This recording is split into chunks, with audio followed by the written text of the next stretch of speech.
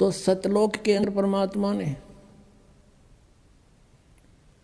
एक शब्द में 16 द्वीप उत्पन्न किए, फिर 16 वचनों से एक एक पुत्र की उत्पत्ति की। उसके बाद परमात्मा ने उन 16 पुत्रों में से जिसका नाम अचिंत था उससे कहा कि अचिंत अब तू सृष्टि रच। उसको आदेश दिया ये दिखाने के लिए कि बालकों का काम नहीं सृष्टि रचना, समर्थ बिन कोई काम सफल नहीं होता। अचिंत ने क्या किया, अपनी वचन शक्ति से एक पुरुष उत्पन्न किया जिसको अक्षर पुरुष बोलते हैं। गीता जी अध्याय नंबर 15 के श्लोक 16 में 2 पुरुष कहे, सर पुरुष और अक्षर पुरुष। अब सर पुरुष और अक्षर पुरुष की उत्पत्ति बताई जा रही है कैसे हुई। अक्षर पुरुष की उत्पत्ति अचिंत ने अपने वचन से की, परमेश्वर के आदेश से। परमात्मा ने उसको इतनी शब्द शक्ति दे दी थी। अक्षर पुरुष जब उत्पन्न हो गया वो अपनी मनमर्जी से चल पड़ा। अचिंत ने कहा था मेरा सहयोग दे सृष्टि में, उसकी नहीं मानी। जा करके एक मान सरोवर है ऊपर अमृत जल से भरा हुआ, उसमें जाके छलांग लगाई नहाने के लिए और उसमें आनंद आया, सो गया। वहाँ श्वासों से शरीर नहीं है। अब वो सो गया था, अचिंत बैठा बैठा देखे, तब परमात्मा ने कहा कि बेटा समर्थ के बिना ये काम नहीं हो सकता और अब तू बैठ जा आसानी से। अब वहाँ गए परमात्मा ने, उस सत्य पुरुष ने, कबीर देव ने क्या किया, सरोवर से उसी जल से एक सरोवर से जल लिया, अपनी शक्ति से उसको एक अंडा बना दिया जैसे जादूगर बनाता है। उसको अंडे में एक आत्मा प्रवेश कर दी अपने वचन से। वो अंडा बहुत बड़ा था साइज में, वो गड़गड़ गड़गड़ करता हुआ नीचे को चला। उसकी अक्षर पुरुष की निंद्रा भंग होगी। अब कोई अधूरी निंद्रा में कोई जगा दे तो उसको बड़ा दुख सा होता है। इस दुख महसूस किया उसने, कोप किया और अंडे को कोप से देखा, क्रोध से। उस क्रोध से वो अंडा फट गया। उसमें से ये सरपुरुष यानी ज्योत निरंजन काल निकला एक मनुष्य रूप में। इन दोनों से कहा कि अक्षर पुरुष तुम निंद्रा में थे, आकाशवाणी की परमात्मा ने बाहर से, और तुम बाहर आओ, तुझे जगाने के लिए सब लीला की गई है, तू बाहर आओ। दोनों जने वो दोनों बाहर आ गए और उनसे कहा कि तुम अचिंत के द्वीप में रहो, तीनों एक द्वीप में। वो तीनों दोनों वो चले गए, एक अचिंत हो गया। अब कुछ दिनों के बाद ये सरपुरुष ज्योति निरंजन कहो, सरपुरुष कहो और अक्षर पुरुष कहो, चाहे परब्रह्म कहो, ये दोनों अचिंत के लोक में रहने लगे। कुछ दिनों के बाद ये सरपुरुष यानी ज्योति निरंजन कहो, इसे काल कहो, काल आगे जाके ही बनेगा। तो इस सरपुरुष ने सोचा हम तीन तो एक द्वीप में और अन्य हमारे भाई एक एक द्वीप में। उसके बाद परमात्मा ने क्या किया, हम सबकी उत्पत्ति कर दी। जितने आज हम यहाँ कीड़ी कुंजर हाथी मनुष्य राजा देव देवता जो भी हैं सभी की उत्पत्ति करके और सतलोक में सबको अलग अलग स्थान द्वीप दे दिए थे कि तुम रहो ठाठ से। तो इसको ये चिंता होगी, दुख हुआ, ईर्षा हुई कि हम तो तीनों एक लोक में, सारे सब अब अपने अलग अलग स्वतंत्र रह रहे हैं। तो इसने तप करना शुरू किया। 70 युग जब तप किया, प्रभु ने पूछा तू क्या चाहता है, परमेश्वर ने पूछा तू क्या चाहता है। इसने कहा कि हे पिता, हे परम पिता, मेरे लिए स्थान कम है, मुझे अलग से कोई स्थान दे दो। तो परमेश्वर ने इसको 21 ब्रह्मांड दे दिए, जैसे कोई धनी पिता अपने पुत्र को 21 प्लाट दे दे, अगले 21 प्लाट। वहाँ ये गया, रहने लगा। इसने देखा लेकिन वहाँ खाली पड़ा था, इसने सोचा कुछ कंस्ट्रक्शन हो। इसने 70 युग तब फिर किया। हम कैसे फंसे यहाँ पर, इस काल के साथ कैसे आ गए यहाँ इतने गंदे लोक में। हमने वहाँ पर गलती की थी। हमारे पिता ने हमारे को सब सुविधाएं दे रखी थी, कोई असुविधा नहीं थी किसी प्रकार की भी। हम अजर अमर थे, हम सदा युवा रहते थे, हमारे परिवार थे वहाँ पर, पूरे ग्रुप के ग्रुप, परिवार के परिवार थे। सतलोक में सृष्टि है ऐसी ही है, लेकिन वहाँ के हंस आत्मा है, वहाँ मृत्यु नहीं होती, बुढ़ापा नहीं होता, सदाबहार वृक्ष रहते हैं, कोई राग द्वेष नहीं, कोई बाही बंटवारा नहीं। और ये राधा स्वामी वाले जितने भी है सब कहते हैं सतलोक में तो प्रकाश ही प्रकाश है, वहाँ आत्मा परमात्मा में ऐसे मिल जाती है जैसे बूंद समुद्र में। अरे कोई डूब का मरना है वहाँ पर, ढूंढ रहे हैं भगवान को, परमात्मा को तलाश करें, उसके दर्शन करेंगे, बैठेंगे, बतलावाएंगे, अपना दुख रोवाएंगे, हैं देख देख कर खुश होवाएंगे। इन्हों को भगवान निराकार है, प्रकाश ही प्रकाश है, और आत्मा उसमें ऐसे मिल जाती है जैसे बूंद समुद्र में। ये तो एक डूब का मरने वाली बात होगी, है किसी में मत चलो, कहेंगे चलो समुद्र में डूब मरो भगवान मिलेगा, लो अभी ना जाओ। तो ये मूर्ख बना रखे हमने, उन्हें पता है ना सतलोक का बेरा, इन जाने वालों ने पता है उड़ा जाना उड़ा कुछ है को नहीं है। तो बात बात वो बनाओ सुन लेते हैं श्रद्धालु। तो वहाँ पर सृष्टि है, एज इट इज है, भगवान मनुष्य दृश्य है, उसके रोम एक रोमकूप में करोड़ सूर्य मिला दे, करोड़ चंद्रमा, इतनी रोशनी उस मालिक के वहाँ के रूप में। वहाँ से वो हल्के तेज पुंज का रूप बनाकर सरल करके यहाँ आता है। वेद भी बता रहे हैं, और ये 600 साल पहले परमात्मा ने अपनी महिमा आप बता रखी है कबीर वाणी में। तो वहाँ से वो परमात्मा ने आके खुद बता। तो हम अपने भगवान को छोड़ के, जिसने हमारे को सारा सुख दे रखा था, हम इस पर आसक्त हो गए। यूँ खड़ा होगा तब कर रहा था, और यूँ देखो देखो हो इतने वर्ष खड़ा रहा, हो बड़ा कमाल कर दिया। अब हमारे ये बीमारी वहाँ से लगी थी बुराई। जैसे अब है एक हीरो या हीरोइन, अभिनेता अभिनेत्री, अपने पेट के लिए नाचा कूदी उछलम कूदम मेकअप करते, और हम उन पर आसक्त होते हैं। यहाँ एक बरुवाला में या हिसार में कोई एक्टर आ जा, नेता अभिनेता आ जाए, और देखो नौजवान लड़के और लड़कियों की उड़ा लाइन लग जाएगी, हजारों की संख्या में इकट्ठे हो जाएंगे, और दूर तो देखेंगे वो खड़ा वो खड़ी, सारे दिन धक्के खा के नो के नो आ जाएंगे। बताओ वो खड़े तर वो खड़ी, तो उन्हें क्या मिल गया? वो अपने पेट के लिए भटक रहे हैं, और हम उनको देख रहा आसक्त हो रहे हैं, और कहते हैं मेरा फेवरेट वो है ये हीरो, फेवरेट इन फेवरेट न मार दिया हम, यू हमारा फेवरेट हीरो हो गया वहाँ पर सतलोक में।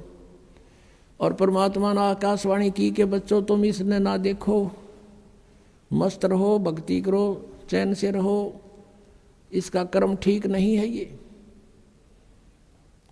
परमात्मा ने इसको मना किया था, पर इसने ये माना नहीं। और हमें भी मना किया था कि इसकी तरफ ना ध्यान दो, तुम मस्त रहो, लेकिन हम ऊपर से तो सावधान हो गए, पर अंदर से कसक नहीं गई, इसके प्रति कति फिट हो गया, आकर्षित हो गए, अंदर से कसक बन गई जबरदस्त। वो तो अंतर्यामी सारी जानते हैं।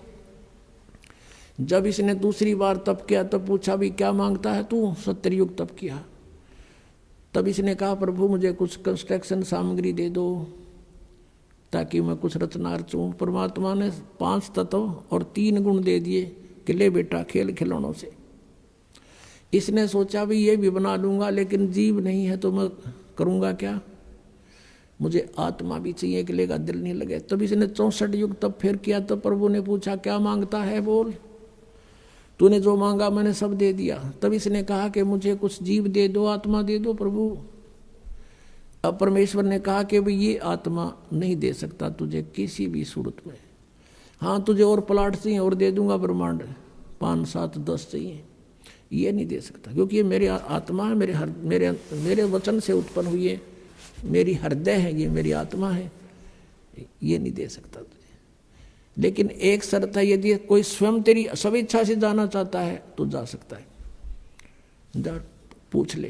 तो हमारे पास आया, जितने हम यहाँ फंसे हुए हैं, हमसे पूछा क्या मेरे साथ तुम चलोगे? अलग से मैंने तप करके अलग से राज्य प्राप्त किया है, वहाँ ऐसे रहेंगे, ऐसे देव बनाऊंगा, महादेव बनाऊंगा, हैं दूधों की नदी बहाऊंगा। अब वहाँ कोई कमी थी हमने, लेकिन बुद्धि भ्रष्ट होगी। हम बोले ठीक है, पिताजी आज्ञा दे देंगे तो हम चल पड़ेंगे।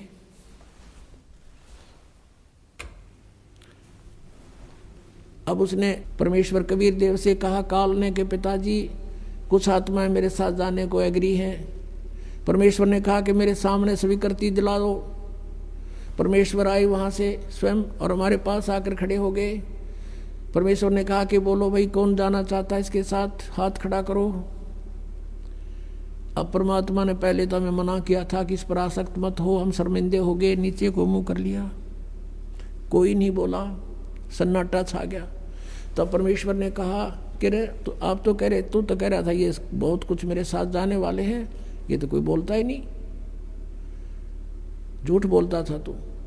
इतने में एक आत्मा ने सोचा कहीं बात ना बिगड़ जाए, हिम्मत सी करके खड़ा हो गया। खड़ा होकर कहा कि प्रभु मैं जाना चाहता हूं इसके साथ। अब पीछे फिर हमने सोचे कि ये कलाई लूट जा लूट, फिर तो हम देखा जैसे बच्चे स्कूल में एक हाथ खड़ा कर ले, सारे कर लिया अगर नो नो नो, तो हम सब खड़े हो गए और दोनों हाथ कर दिए, हम भी जाना चाहते, हम भी जाना चाहते। परमेश्वर ने कहा भाई ठीक है, मैंने इनके नंबर नोट कर लिए इन आत्माओं के, किस किस ने स्वीकृति दी है, और आप अपने लोक में जा। इनको मैं विधि से भेजूंगा, एज इट इज नहीं भेज सकता।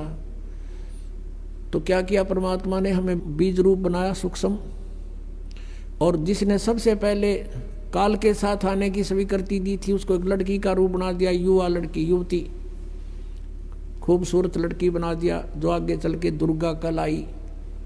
और उसके अंदर हम सब आत्माओं को फीड कर दिया अपने वचन से, और उससे कहा कि बेटी मैंने तुझे सब शक्ति दे दी है, परमेश्वर कबीर देव जी ने कहा।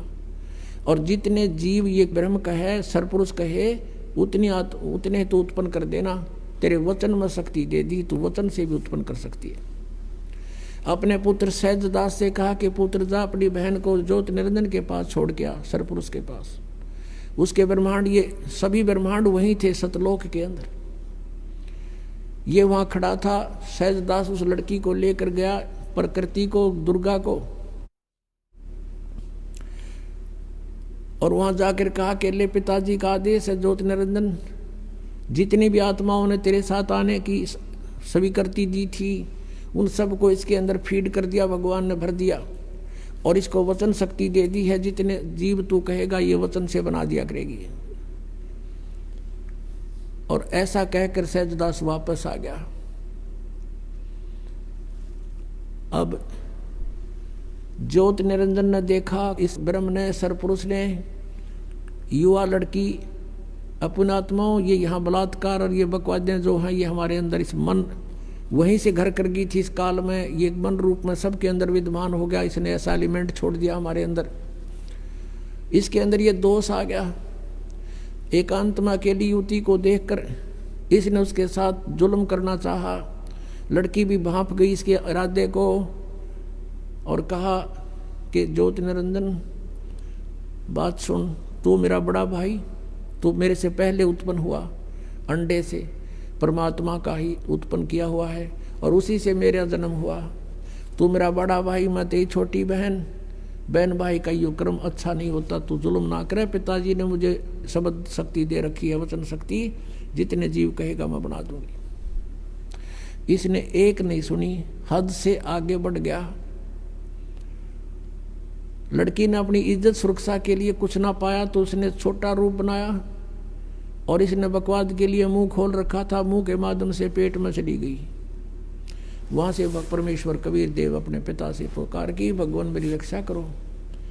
परमात्मा ने कहा जोगजीत, सहजदास जाओ उसके पास, और परमेश्वर स्वयं आए अपने पुत्र का रूप बना के, और कहा ज्योति निरंजन तूने जुल्म कर दिया, ऐसे पवित्र लोक में जो ऐसी गलती करता उसको ये सजा है कि तू आज से काल कहागा, 1 लाख मानव शरीरधारी प्राणियों को नित खाया करेगा, 1.25 लाख उत्पन्न करेगा, आज से तेरा नाम काल होगा। लड़की को, दुर्गा को उसके पेट से निकाल दिया, और उन दोनों को 21 ब्रह्मांड समेत सतलोक से निष्कासित कर दिया। 16 शंख कोश की दूरी पर 21 ब्रह्मांड आकर रुक गए, और यहाँ फिर अपने मालिक की विधि अनुसार ये चक्कर काटने लगे। अब काल ने फिर सोचा कि अब मेरा कौन के बिगाड़ेगा, जो इन्होंने सजा देनी थी मुझे दे दी। दुर्गा के साथ फिर दुर्व्यवहार शुरू किया। इसने फिर प्रार्थना की कि ज्योति निरंजन, पहले तो तू मेरा बड़ा भाई, मैं तेरी छोटी बहन, दूसरे मैं तेरे पेट से बाहर आई हूँ, तेरी बेटी होगी। यानी इसने अपनी इज्जत बचाने के लिए सब कुछ कह दिया, पर इसका कोई असर नहीं हुआ। परमात्मा ने देखना था कि ये कितना बकवाद कर सकता है, और लड़की को प्रजनन इंद्री भी अपनी तरफ से नहीं लगाई थी। इसने अपनी सिद्धि शक्ति से नाखूनों से प्रजनन इंद्री बनाई और दुर्गा के साथ विलास किया। 3 पुत्रों की उत्पत्ति की। बड़े का नाम ब्रह्मा, दूसरे का विष्णु, तीसरे का शिव हुआ। अब मैं तुमसे कहूँ चिताई, त्रिदेवन की उत्पत्ति भाई। ज्ञानी सुने सो हृदय लगाई, मूर्ख सुने तो गम ना पाई। माष्टंगी पिता निरंजन, ये जमदारुण वंशन अंजन। पहले की निरंजन राई, पीछे से माया उपजाई। माया रूप देख अति शोभा, देव निरंजन तन मन लोभा। निरंजन की ने भोग विलासा, माया को रही तब आशा। 3 पुत्र अष्टंगी जाए, ब्रह्मा विष्णु शिव नाम धराए। 3 देव विस्तार चलावे, इनमें यो जग धोखा खावे।